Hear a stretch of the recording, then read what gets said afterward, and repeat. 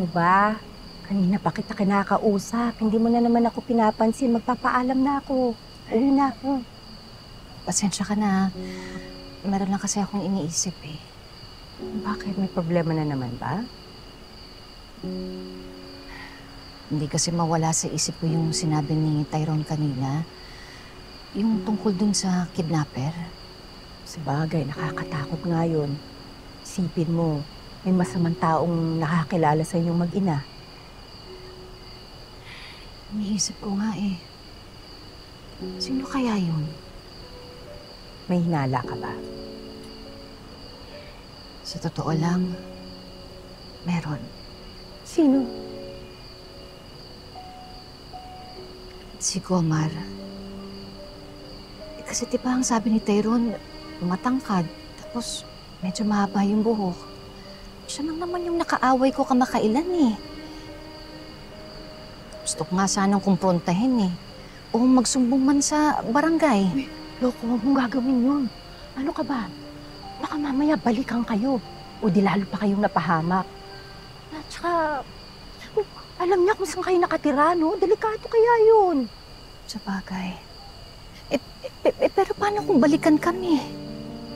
Kaya nga, Rosel, tingin ko dapat pag-isipan mong mabuti yung sinabi sa'yo ni Madam Jacinta. Yung offer niya sa'yo na magtrabaho na sa Maynila. E di ba sabi naman niya, pwede mo namang isama yung anak mo? Tapos magkasama pa tayo. O kesa naman nandito kayo. O tapos wala naman kayong peace of mind kahit magkakasama kayo. Tsaka kilala ko yan si Gomar. Pauna yan sa utang. At saka hindi naman nagpapadala ng pera sa kanya si Malu. Kaya tingin ko, napraning na yun. Eh, sige ka, pag hindi ka nagpunta ng Maynila, baka mamaya ay masakit ka pa dito. Kaya, Lucel, seryoso ako. Pag-isipan mo, pumunta ka na lang ng Maynila. Isama mo yung mga bata. Doon tayo magtrabaho.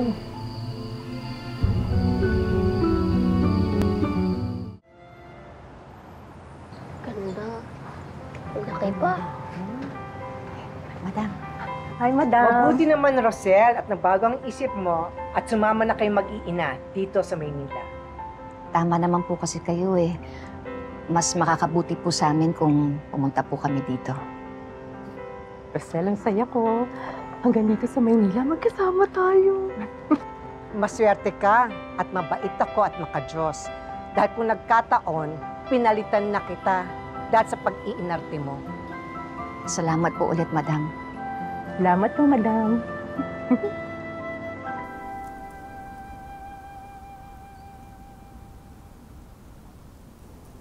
Mami, sino pong may birthday? Bakit nag-bake po kayo ng cake? This is for you. My little thank you to the universe. Dahil safe ka na. With me and Daddy. Basta ha, let's forget about what happened. New life, new beginnings. This is it. Okay? Opo, Mami. Wag na wag mo ikukwento sa daddy mo yung nangyari, ha? Wag mo sasabihin sa kanya yung nangyari.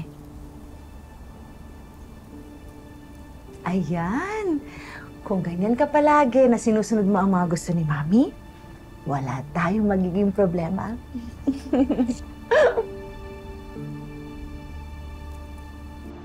Ito ang bahay ko. At doon sa likod, doon kayo titira. Patira ko kayong mag-iina. Kaya kayong mga bata, ha? Hoy! Makinig ka! Huwag kayong tatamad-tamad. Kapag inutusan ko kayo, sumunod agad. Ayoko makakarinig ng, wait! Nako!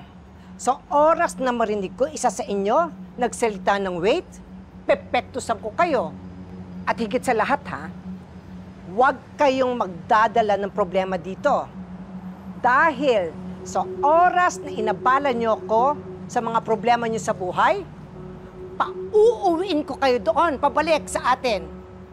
Maliwanag ba? Opo.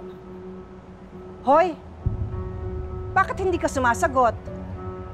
Maliwanag ba? Mas maliwanag pa po sa kaputian niyo, Madam Jacinta. Binola mo pa ako? Che? Oh, sige na. Punta na kayo sa likod. Ha? Salamat Mag-ayos po. ka agad. Opo. Salamat, po, Salamat po, madam.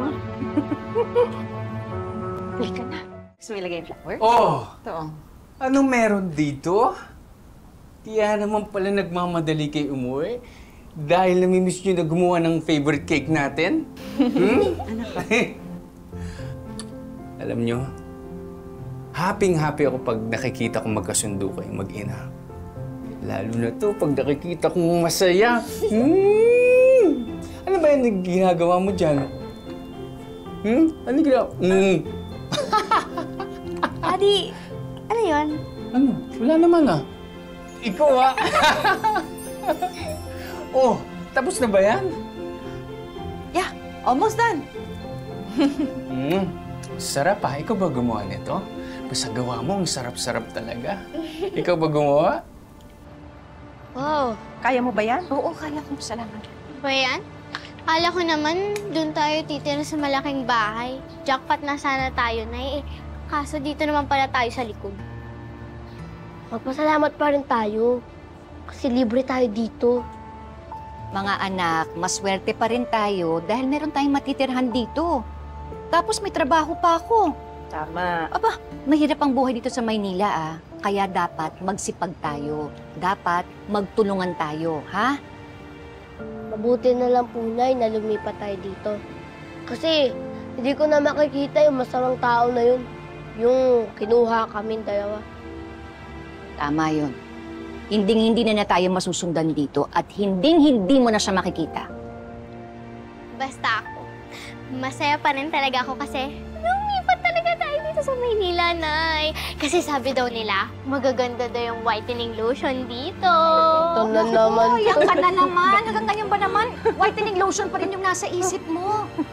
Pero anak, alam mo sabi nila, pati daw yung whitening soap, maganda rin dito. Sigurado ko meron diyang whitening lotion sa loob.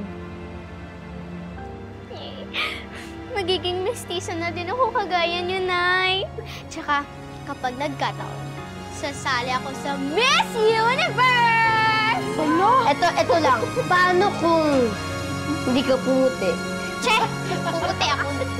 Hindi ano nga yan. Sigurado ka ba? Bakit ganyan yung itsura mo? Nag-deliver lang po ako ng mga bulaklak.